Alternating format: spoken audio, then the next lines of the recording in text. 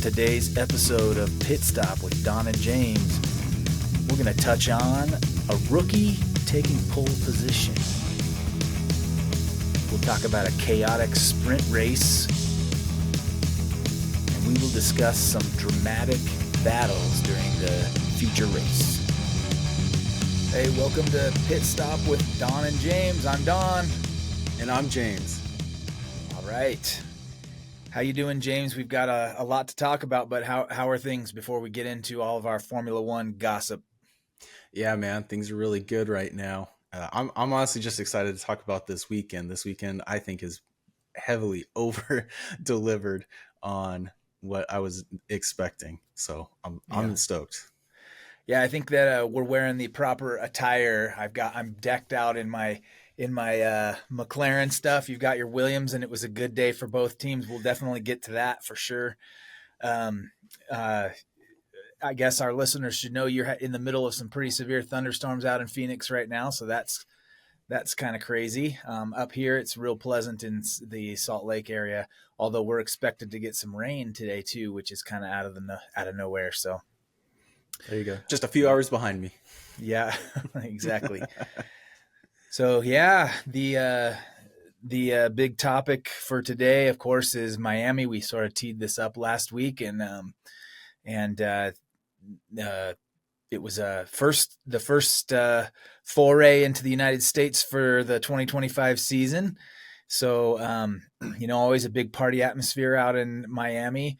They had a wild race as well. It wasn't just parties, in the paddock and around the circuit, but in the actual sprint race and the race, it was pretty wild. Lots of action to talk about. I thought that the sprint race was a little more chaotic than the actual Grand Prix, but there was definitely a lot of action. So anyway, that was my just initial overall take and intro into the race. Do you have anything to add, or do you want to just dive right in?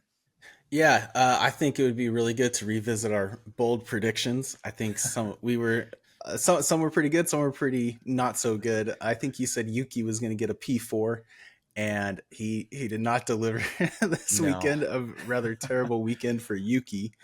And I bet Lando was going to win in the feature race, and I was so close, ever so sneaking close to getting that one. Yeah. The Yuki thing. Okay, so he ended up getting 1 point for a P10 finish in the feature race, and he almost lost that too because he was speeding in the pit lane and got a 5-second penalty. And I was watching Hadjar behind him, like, is Hadjar going to get within that 5 seconds and nab P10? But he never did. He only missed it by like a tenth of a second. Like, he was so sneaking close to getting it. He was within 5 seconds for a few laps and then dropped back out. And I was like, come on, man. I know you've got this in you. Steal that from Yuki, even though, I had high hopes for Yuki, but yeah. Yeah, I had high hopes for Yuki too. I just wanted him to do so well, and he still just can't quite find his rhythm in the car. Yeah.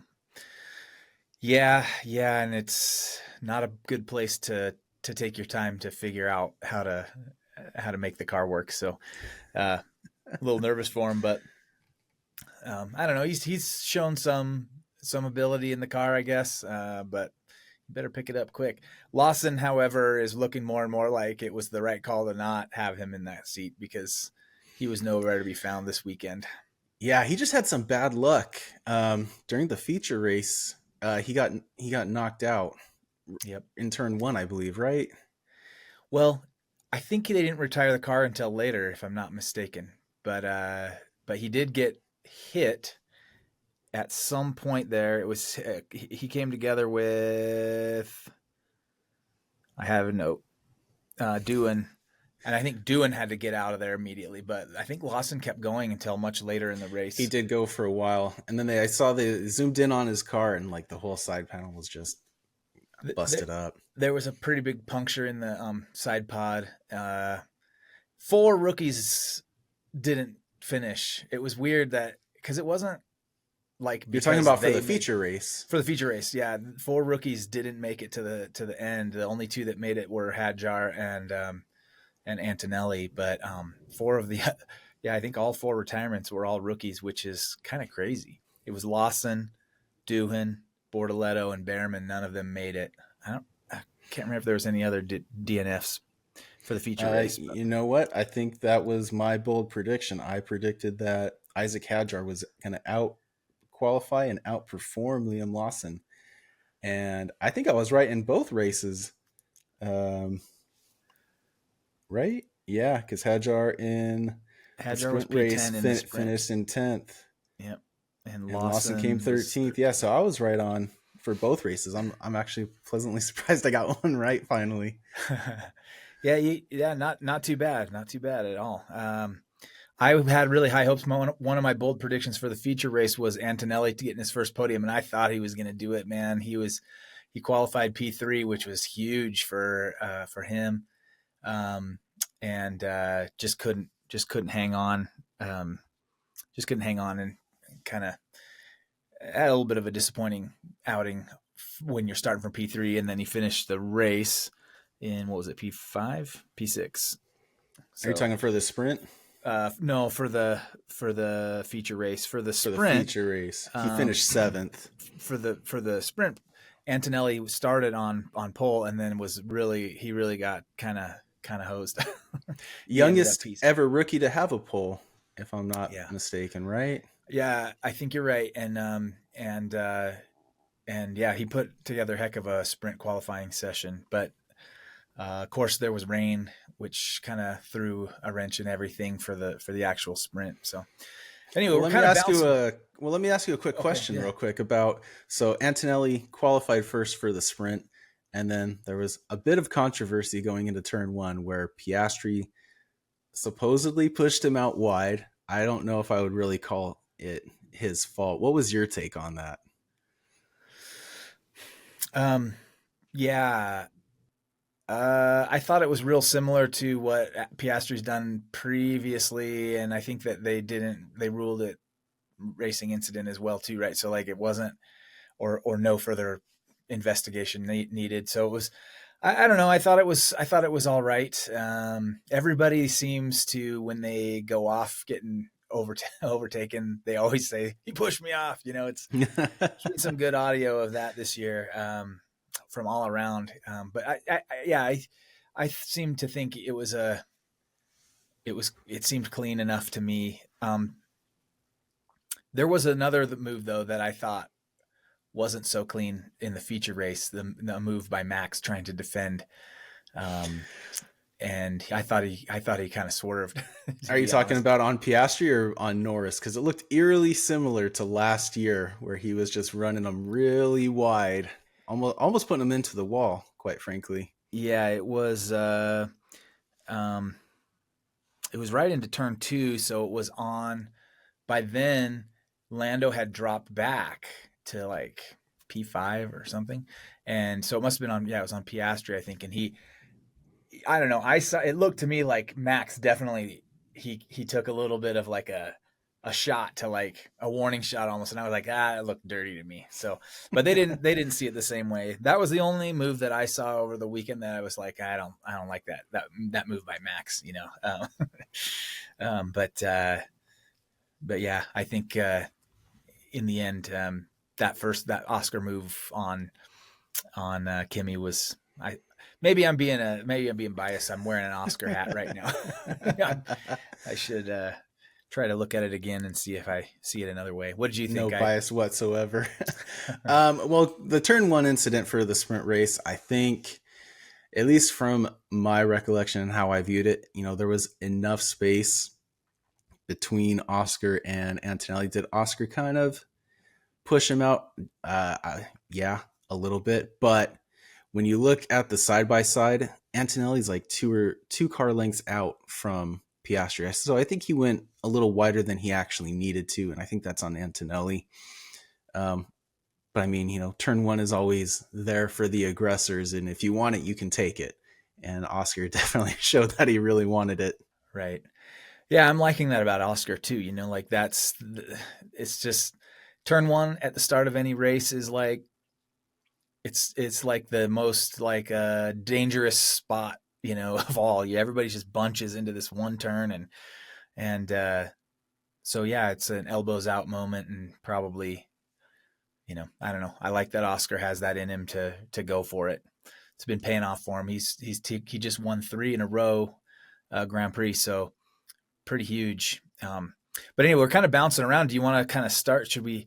There was so much to talk about. Should we start and be organized and like try to talk about the sprint or whatever first?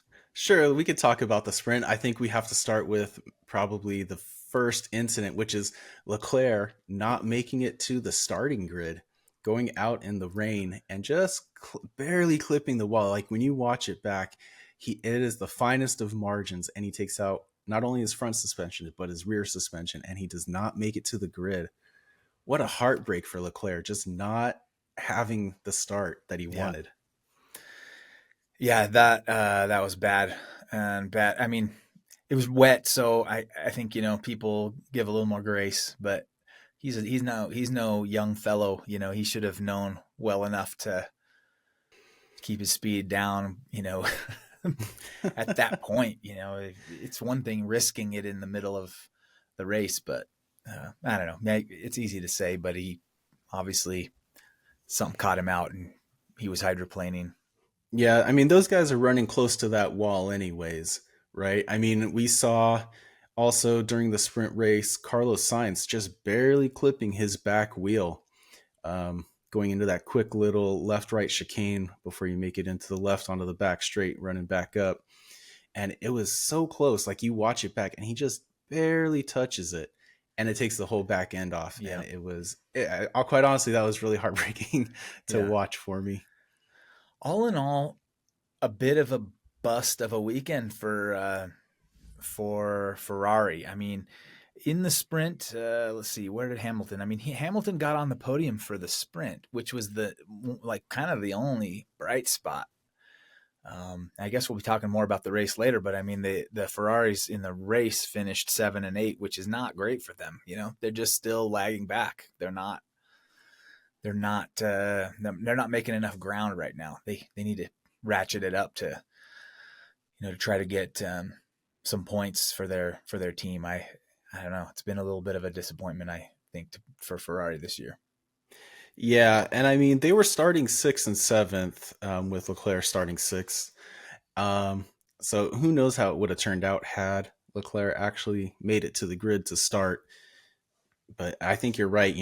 For whatever reason, their car around this track, they just could not figure it out one bit, which is hard to watch because as great as the sport is, and I want everybody to do well, and it's hard seeing other teams not do well, but like because they're not doing well, like other teams get the chance to shine in the spotlight. Oh, sure, Case in point, Williams are yeah. made a huge jump this weekend.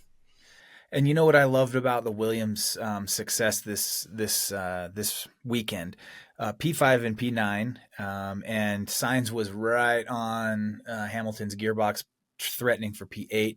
Felt like Sainz did. I think Sainz might have even touched with Leclerc in that final battle. But I mean, with Hamilton, yeah, that's what I meant. Not yeah, Leclerc. Yeah, with Hamilton. yeah, they did rumble a little bit.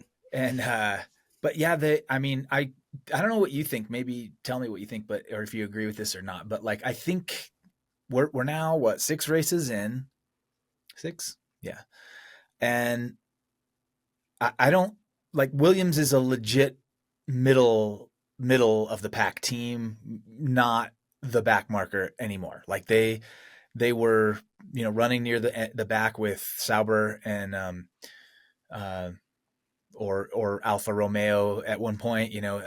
They've been back there barely scoring points, if scoring points, for many seasons now, and now they look like they're legit. Like a P5, P6 at the worst. What do you think?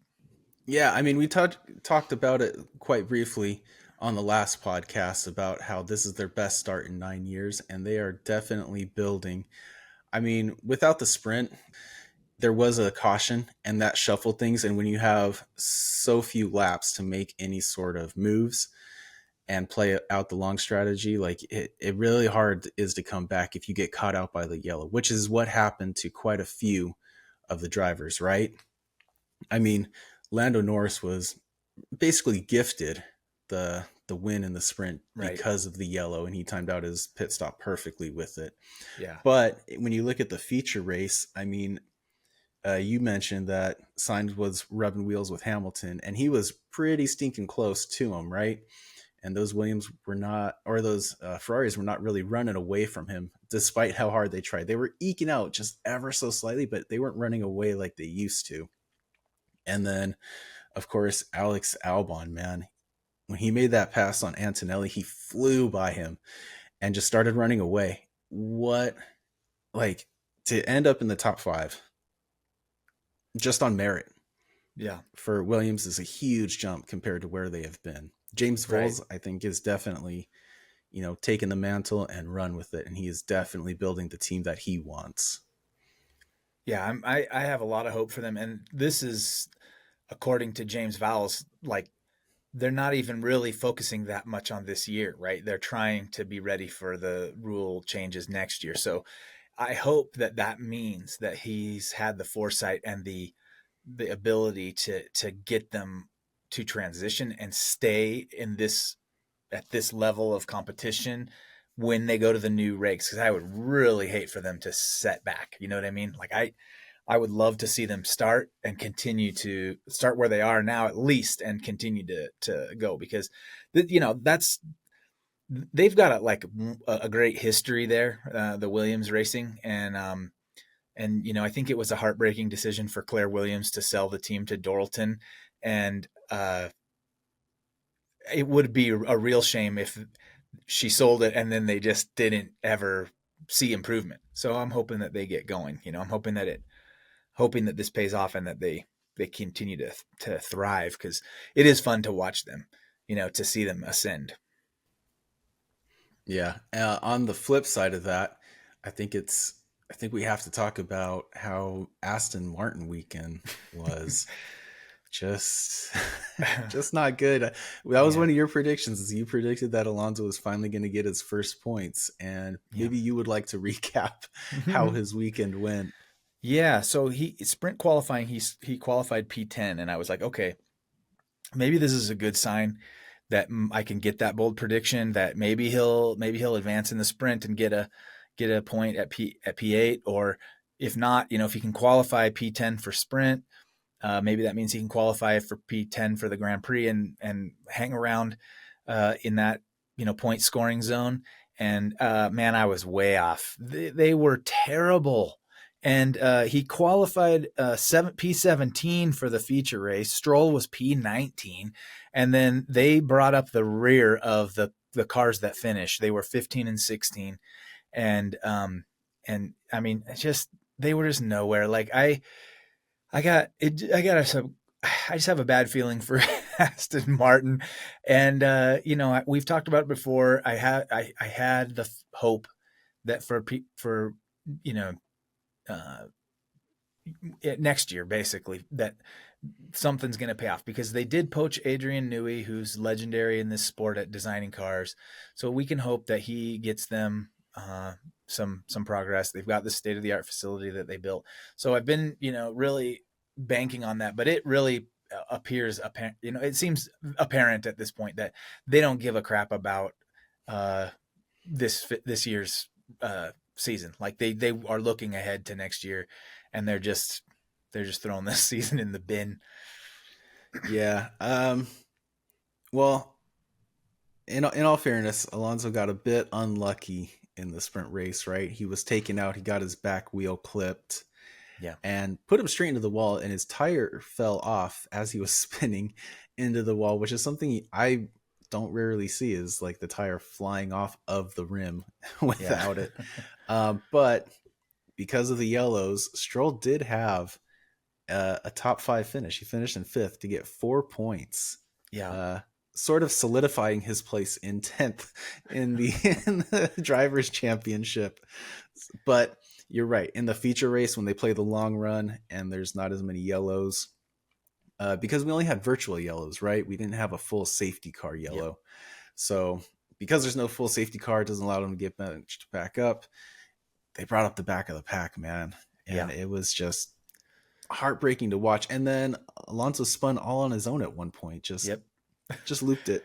Yep, he spun out. And luckily, he didn't hit the wall. You know what I mean? But like, yeah, it's yeah, not a good weekend. Although that P5 for Stroll, that's something. Stroll just keeps. It's like there's a. I know you and I are both fans of Seinfeld, and like there's this scene. There's this scene where they're talking about how about Kramer, and like Kramer has no. There's no like. He has no job, you know, to speak of, and I think George is lamenting him. And he, in one of the lines he says, is he goes, "He falls ass backwards into money," and his whole he was talking about how his whole life is a fantasy camp because he had just gone off to some like Yankees fantasy camp. Baseball camp, yeah. Yeah.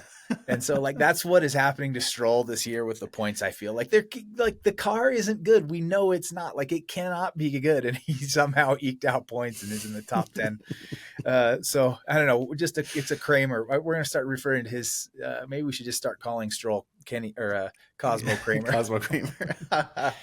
Oh boy. But he's 10th in the championship, so what are you gonna do? Yeah, yeah. I mean, it's just like they're trying to not win, and he somehow keeps uh, getting points here and there. But yeah, okay. Back to the sprint. So the sprint was wild. There was rain. The sprint. Antonelli, I mean, of all people, rookie on the pole, gets passed immediately in turn one by Piastri.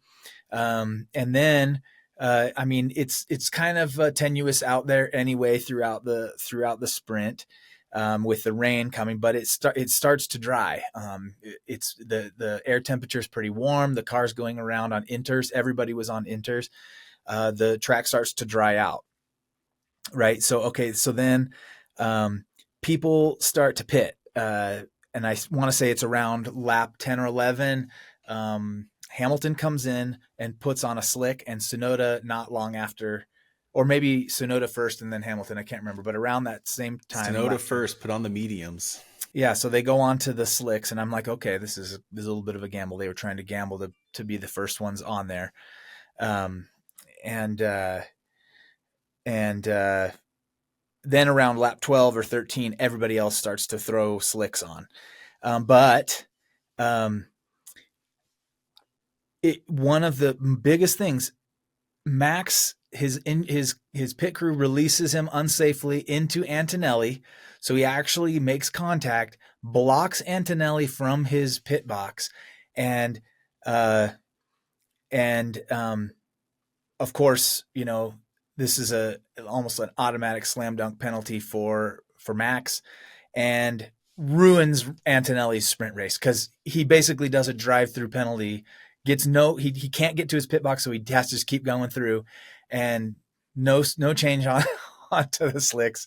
And poor dude who started on pole now is out of the points. But you know, noteworthy, you know, besides the Antonelli getting hosed, it was another bad pit stop for Red Bull, which has had now in the last couple of races a less than precise pit crew. And I was just shocked, and Max was even ticked off at them. You know, he was like, "Guys, come on!" You know, on the radio. And then they did right the ship for this feature race, and they had two good pit stops for each driver. There was one pit stop for each. So anyway, that was kind of the story of the race, was like that switch to slicks. Sainz clipped the wall, had to retire. Alonso crashed. And that safety car that came out for Alonso's crash was, I mean, it wasn't strategy for Lando. It was luck, complete luck. He was in the process of exiting from his pit box when the safety was called, if I'm not mistaken, and he got back onto the circuit right at the right time to claim P1 and basically steal the win. So, you know, that was kind of the highlights of the race. Anything that I missed that I should have recapped on the on the sprint race there? No, you hit it the nail right on the head. You're right. That is sort of the story of the whole sprint race, right? Is that Verstappen and Antonelli came together in their pit boxes, and it did definitely ruin Antonelli's race. However, I will say, because of the yellow, Antonelli still managed to get, where did he finish? He still managed to get seventh in the sprint race. So he still managed a couple of points. But I do want to touch on, because there was rain and pit strategy did really play a part in the sprint race, which it normally does not. Yuki Tsunoda started dead last in the sprint, and because he timed out when he pit onto the mediums before anybody else by 2 or 3 laps, really, he managed to get a P6 finish. He called it exactly right, and he had such a good sprint race. It's just sort of a shame he couldn't translate that into the feature race. Yeah. So that P6 that he got gave me hope that my bold prediction for the feature race was going to go better. And yeah, it was a bust. But yeah, I was watching that stuff like a hawk because I was like, oh man, I made some pretty big swings. And I Well, was because he like, started 10th and finished 10th in the feature race. Like he didn't move yep, anywhere. yep, exactly. And but yeah, he clearly just didn't have the, quite the pace um um in the feature race. In the sprint, I think I think he's had other success in the rain before. Maybe maybe he's one of these rain specialists, and we need to be hoping for rain for Sonoda's sake. But yeah, yeah. Gasly scored a point in the sprint. That's another thing I didn't mention. Gasly got P8. He got the last point scoring position there, so that was good. It was a 1-2 for a 1-2 in the sprint, a 1-2 in the feature race for McLaren. Their dominance is on display, man. They were so far ahead in the feature race. McLaren is just looking like they're not going to be stopped this year. So it's just a matter of which of their drivers is going to maybe take the top step for the championship. But Yeah, and I do want to point out, so at the start of the feature race, Lando dropped back significantly. yeah, I think he was as far down as P6, P7, kind of yeah, far down there. But within P6, I just a think. P6, so, and then that was on lap 1. Yep. And then within like 5, 6 laps, he was already back up to P3. Like Yeah. that McLaren is just a absolute rocket. Yeah. Yep, exactly. That was exactly what I was thinking. I was like, it was very similar to a few years ago watching Red Bull. It was like no matter how far back they were, they could always get back to podium positions. And I mean, that seems to be like they just have it dialed in right now. So yeah, very cool. And I was so worried about Norris when he dropped all the way back. And again, it just seems like he comes out the worse for a lot of these incidents. I don't know what it is about Lando. It's just like I don't know if it's because he's a little more cautious than some of the other drivers who might just step on the gas, go through the runoff, and then see, what the stewards say. You know what I mean? Like he'll actually like back off, and in fact, he overtook Max at one point and went off the road and gave the position back like almost immediately during the feature race and and then it was still just a matter of time before he took out Max. Could get around him. So yeah, I mean the McLaren is just it's the dominant car. Yeah, and I noticed that too. So once Lando caught up to Verstappen and Oscar, who were going at it pretty good, right? They almost touched a handful of times, and then once Piastri got by and Norris finally caught up to Max, by the time like within like 2 laps of Lando and Norris and Max Verstappen going wheel to wheel, I looked at just how far Oscar had run away, and he was already plus 9 seconds on those guys. Like it is just so unbelievably fast when you have nobody in front of you. Yep. In the clean air, it's just he's running away. So P1, I've been noticing this in this car. It seems like maybe more than in previous cars. This not just the McLaren, but this configuration for the regulations. The clean air is like it's like huge. It must be because this is a downforce car, a ground effect car, where you really are reliant on that clean air to get you a clean grip. You're to stick your car to the track. The P1 position, like it's hard to take it away from somebody, even with DRS. If you know, if you get out there and you have that clean air, it seems to be a huge deal. I don't know what you think about that, but that's I feel like that's kind of manifests itself over the last few years. Yeah, and you know what? As fast as the McLarens are, Max Verstappen put up a huge fight against both of them. He put a great fight against Piastri. It wasn't like Piastri just blew by him, right? You know, they battled it out for a few laps, and then when Lando caught up, they were battling for a few laps. So Verstappen, you know, obviously a very good driver, you know, multiple championships under his belt. He knows how to defend, he knows how to pass, and he doesn't make it easy. You know, he's obviously fighting for every single point that he can, knowing that the McLarens are faster. So when he's ahead, he's got to pull some punches. Right. Yeah, yeah, it's I mean, Max, he got a lot of praise today for his defense, and yeah, I mean, for the most part it was clean. I didn't like that one move where I felt like he really kind of like just did a little uh jig to the right. But you know, he managed a P4 in the race. He is clearly superior to Sonoda, his teammate in this car. And I mean, we're watching a real champ. We should mention too, you know, that Verstappen had his first kid this weekend. He and his partner Kelly Piquet had their first kid. First daughter. Yeah, I think they said daughter, right? Yeah. So Yeah. So congratulations to him. yeah, pretty cool. So I I don't know what you had on your list to talk about. I wanted to mention two things. George Russell took a podium spot, which is a great finish for George. I wanted to talk about George. Yeah. Yeah. So let's talk about him, and then we'll talk about my next topic. Yeah. Again, I say it almost every time we come on the podcast is that he is just silently racking up points, right? In the sprint, he finished P4.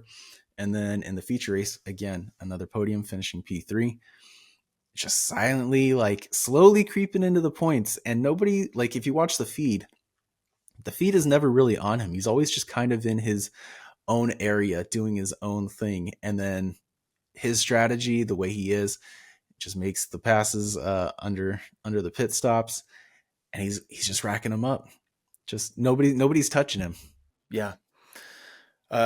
Yeah, he started P5, finished P3, up 2 spots. That's great for George. And yeah, I'm liking George's results. And he even passed Verstappen, and Verstappen was griping. I've noticed Verstappen is gonna complain about anything. I mean, anything. He was well, and I think what his complaint was when when he came on the radio about George, it was right after the pass, and then or I think it was shortly after the pass, and there was a virtual safety car, and he was like, "Did George lift? Did so?" It came out. Did George lift? It was like, I don't know. This guy is watching everything around him. I mean, this is professional sports, I guess. You know, he's gonna do Max was gonna do anything he can, and if that means watching to see if somebody escaped their grid box too early, if somebody you know like George didn't obey the safety car or virtual safety car rules.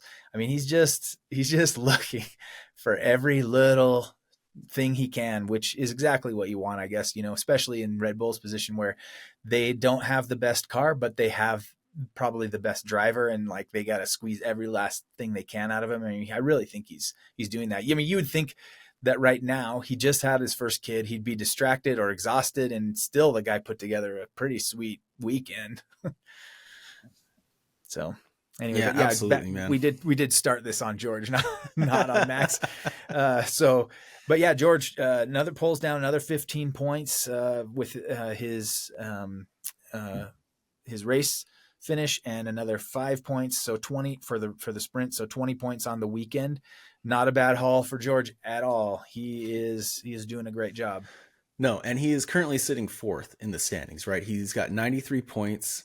Charles Leclerc, who's fifth, only has 53. So he's beating him by a full 40 points. That's going to be a huge gap for Ferrari to blank it up. but he's only 6 points behind Verstappen in third, who's got 99. So I think George very might well come in third Yeah, for the final total.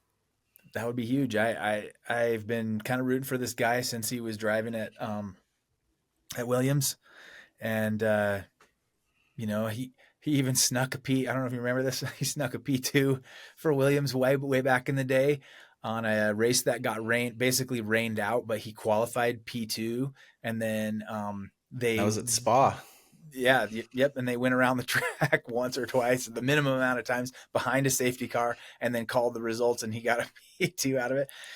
So yeah, I And mean, Nikita Mazepin got the fastest lap that race. oh, did he? I don't remember Yeah. that. Insane. But yeah, kudos to George. The next thing on my list was the Ferrari team, and there was a lot of Ferrari stuff going on during the feature race. The sprint, let's just start there. Hamilton P3 in the sprint. He was feeling it with the car at the track. Grabbed the P3. Of course, Leclerc did not compete in the sprint because of the crash out beforehand. Um, I don't know what I just said, but I meant Charles Leclerc. I didn't start the race, and so the sprint race. But yeah, good result for Hamilton. And then into qualifying, they qualified Leclerc at P8 and Lewis at P12. Uh, Finished up the race. Leclerc went up one spot to P7. Hamilton up 4 spots to P8. So good day. You could consider it a good day for Hamilton with the number of positions he gained, but they seem in some level of disarray, which is not something that is foreign to Ferrari with their pit wall. And it was like, so basically, to bring listeners up to speed, there was a lot of they ended up, I think, after the pit, Leclerc was on a hard, Hamilton was on a medium. Hamilton felt like he had more pace and was within DRS of Leclerc. And at that point, I think they were sitting P7 and 8 or 8 and 9, something like that. And Hamilton wanted to get by Leclerc. Felt like the team should have prioritized him because he had more pace. He was right up on Leclerc. Leclerc was not up on, I think it was Antonelli, who was right ahead of him. And so, I mean, many radio messages back and forth where Hamilton was pleading with the pit wall, let me by. I have a better tire, a softer tire. Maybe I can attack more. And then he eventually brought up the team orders in China, I think it was, where they swapped Charles ahead of Hamilton. And so he brought that up, and that seemed to be the clincher, and they eventually let him pass. Okay, so Leclerc gets past, Hamilton goes past Leclerc. He's now a position up and is supposed to go attack Antonelli and really can't make any inroads either.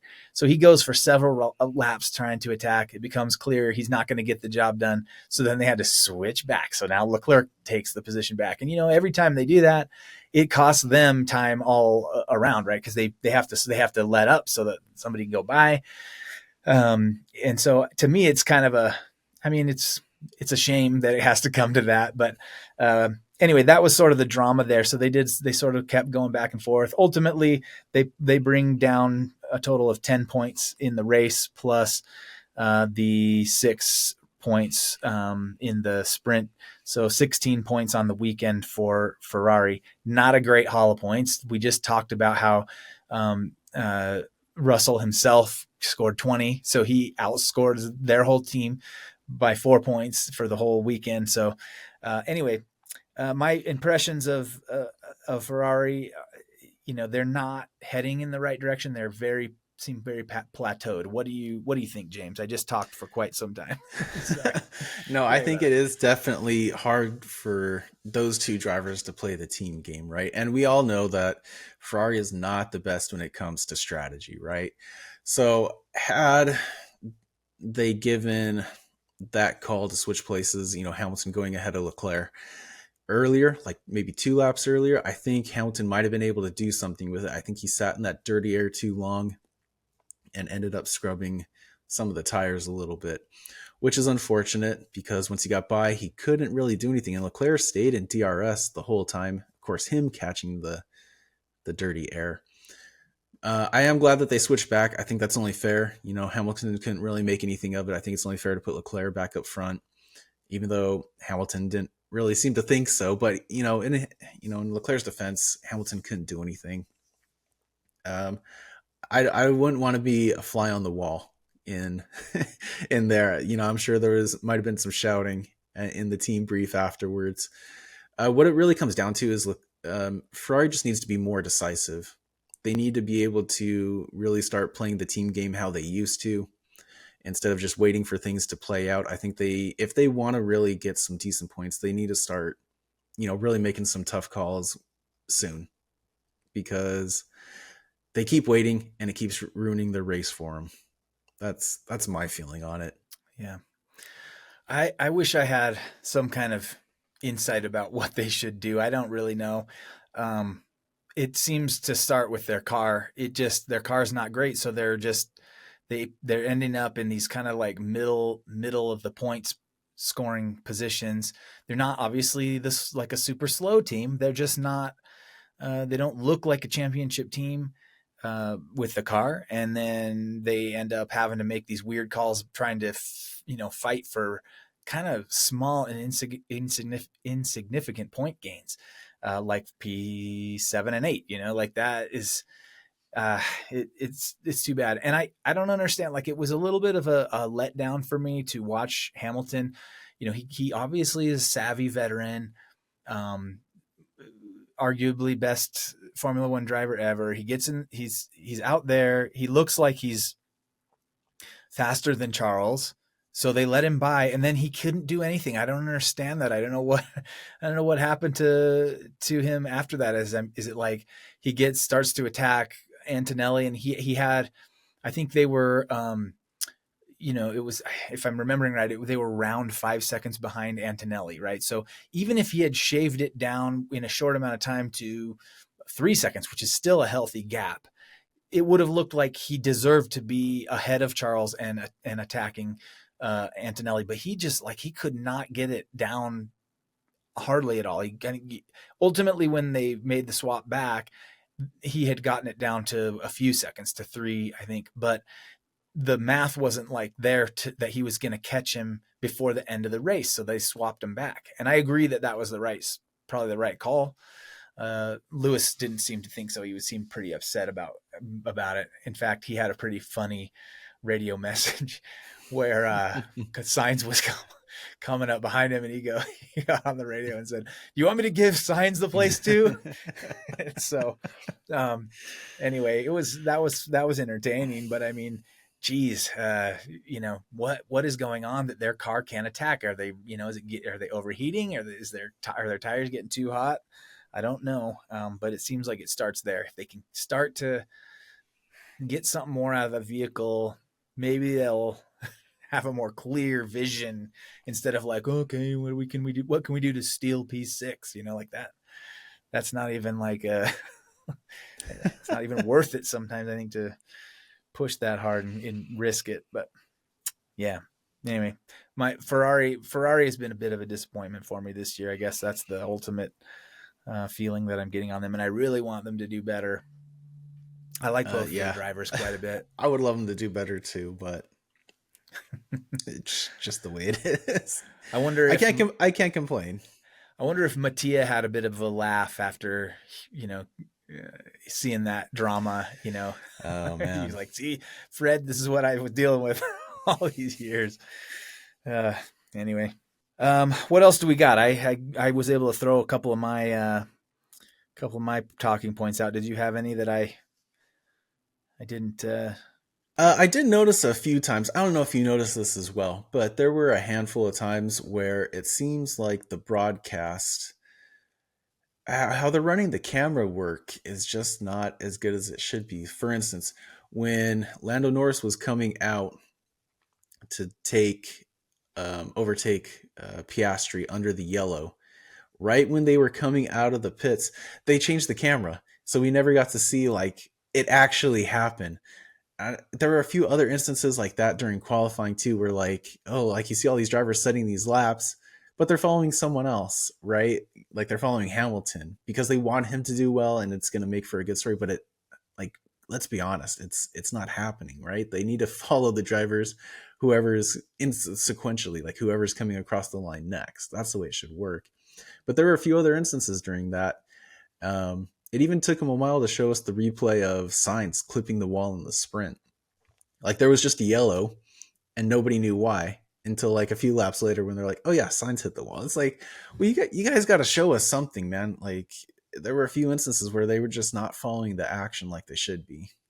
Yeah, that's interesting you bring that up because my wife, who has been getting more and more into this sport, which is I'm delighted by.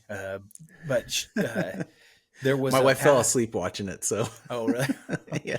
Well, that could be easy to do, especially if you've worked all week. Mm. Okay, so there was an overtake, and I think it was when Lando was fighting to get ahead of Max, and they had the worst camera angle for the overtake. I don't know if you remember this, but it was like a ground level, like you couldn't. There was no depth perception to give you the sense that the overtake was happening, and then like somehow in one of the biggest passes of the race, for once, Alex Jakes was like subdued and wasn't like shouting into the microphone about it. And so Mika was like, my wife's name is Mika. Mika was like, she's like, what's happening? They're not even being loud. I don't know when to look, you know? And like, I was like, yeah, the angle was such, you couldn't even see who was ahead. They need to get, you know, up overhead view or like, you know, some view where you get a sense of like, okay, here's the move that he was making, because you couldn't really see it at all. I mean, obviously they get around to showing you replays, so those are those are helpful, but like during the heat of the moment, it was a battle that had been going on for quite some time, and then it finally happened and the angle was bad. So yeah, this is our plea to the F1 broadcasters. uh, get those angles better. Get the replays a little more timely, please. Yeah. Follow the action where it Yeah, is. Don't tease us with it and then change it at the last right. second. Exactly. Well, and it's a, you know, it's a hard thing. Obviously, I'm sure it's a nightmare to figure out, you know, what to put up there, but but yeah, it seems like there's always room for improvement. So yeah, I will say one of the things that I really like about it is if you are watching on the F1 app, and I have this like on a, it's probably like on a Roku box or whatever, and there's a you hit a button like the just the OK button or whatever, and it'll pop up a little menu on the right side of the screen, and allow you to follow the in cockpit camera for any driver, right? So, and then I've when they first introduced this, or at least when I first discovered it, it seemed like if you did that though, you just heard the car, you didn't hear the commentary, and now it's switched so now you hear the commentary and you're just watching from the cockpit of like your favorite driver or whatever, and it's very cool to do. If you haven't tried this out, I recommend it. Like it's really fun to do in the, you know, in the qualifying or whatever. You can you know, take a few laps with your favorite driver, or just scan through, or go and see if, you know, Stroll really sucks as bad as he seems. Still P10. Yeah, he is. He's the Kramer of this whole thing. So yeah, well, I guess, you know, the recap, um you know, the my overall impression, you know, I haven't loved the Miami Grand Prix over the years, but this was a very good weekend for the Miami Grand Prix. The sprint was chaos. That was due to the rain, but it was, you know, not only that, chaos there, but there was enough action. There was plenty of action in the feature race. Lots of battles, some of them quite drawn out in the feature race, and so maybe the Miami Grand Prix isn't so bad. I don't know. That's my overall take on the race there. What do you think? Definitely better than I remember it, that's for sure. But you're right, like just as the sprint race was starting to have a bit of a lull, like that tire change and the yellows really created a lot of chaos and you really had to pay attention. And then I really enjoyed the battles. Miami is not an easy place to make any maneuvers, even going down the long back straight. They'll do some pullback shots, and you realize just how long of a straight it is. Um, like it's still hard for them to make those overtakes for whatever reason. I don't know. It's because the walls are so close, and it's almost like an enclosed space. So like the air doesn't really have enough room to move around on the cars, or whatever it is. But it makes for some great, lap long battles. I think it took Piastri 4 laps, 5 laps to get by Verstappen. And then it was the same thing for Norris. It took him, another like 5, 6 laps to get by him. So it definitely makes for good racing. Definitely better than I remember it. Yeah, it was pretty cool. I will say this too. I guess this I probably should have brought this up earlier, but um, one thing I found interesting was that for both Piastri and Norris, their attack on Max, it was kind of one of the first times I've seen Max make mistakes as a result of getting pressured.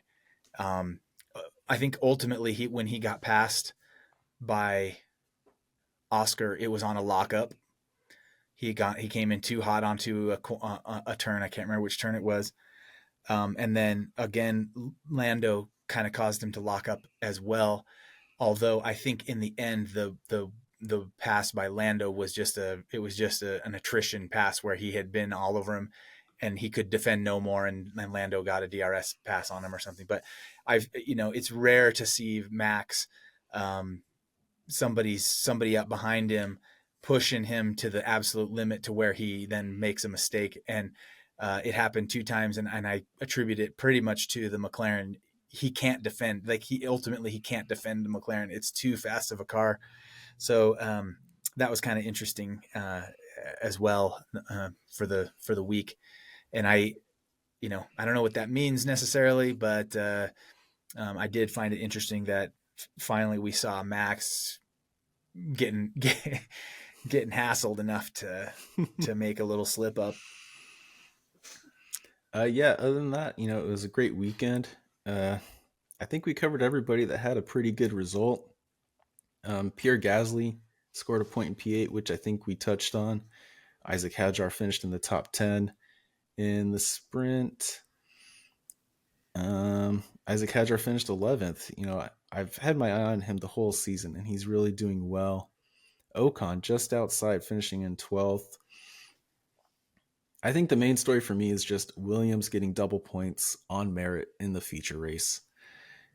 Carlos Sainz finishing P9, almost having P8. Like him and Hamilton, I'm pretty sure they touched in the last corner. They were so stinking close. But Alex Albon coming in P5, he couldn't quite catch Verstappen, which I didn't think he was going to. But Antonelli also wasn't really making any progress once he got past. He fell back a bit, and then he just kind of floated there for a while behind Albon. So I can't wait. I can't wait for the next race. I can't wait to see what Williams are going to do next. I hope they keep on this trajectory of going up and up and up. And if they could get past one Mercedes, and they can be ahead of the Ferraris, I cannot wait. Yeah, we'll have to keep our eye on Williams for sure. They seem like they're ascending, and definitely a good weekend for them. So congrats to them and to you as the Williams fan here. Very, very cool. I think we've got a week off, right? And then there is a race in Italy, Emilia Romagna. Is that the next race? Yep. Or Um, Imola, however you want to call it. yeah, the Imola race. I think it was What is there? also Two called races there San in Marino at one point.